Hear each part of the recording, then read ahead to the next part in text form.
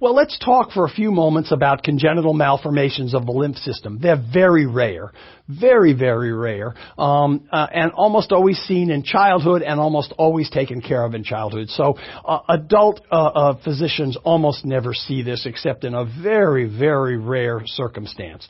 You can have obstruction of the some of the primitive lymph vessels during embryonic life, and what this does is it produces an abnormal lymphatic system with almost what looks like a cyst, as you can see on this child's neck, a collection of fluid.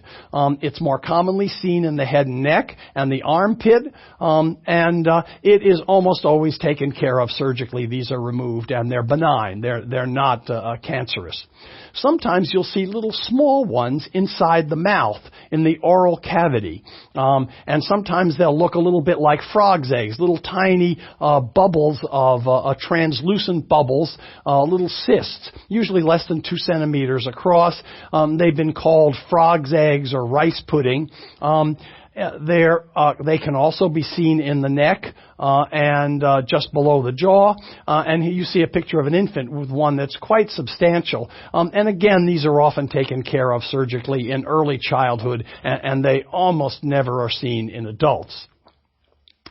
There was a time when people tried various drugs, squirting alcohol or one of the chemotherapeutic agents, bleomycin or doxycycline, one of the it's a relative of tetracycline antibiotic into them.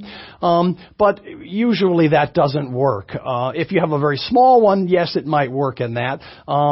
If they become infected, of course, you're going to use antibiotics, but it's usually surgical excision is the mainstay of therapy for these, and they're not neoplastic. They are not cancer. They do not metastasize, and they are not life-threatening. They're usually cosmetic, although sometimes if they're large enough, they can interfere with normal function. The peripheral lymphatic malformations outside of the head and neck require some surgical intervention, or they can be dealt with laser. They're also, if they're very small, sometimes just a compressive stocking or an elastic bandage can control a very localized one. But usually they're dealt with, they're obliterated with laser or they're resected surgically.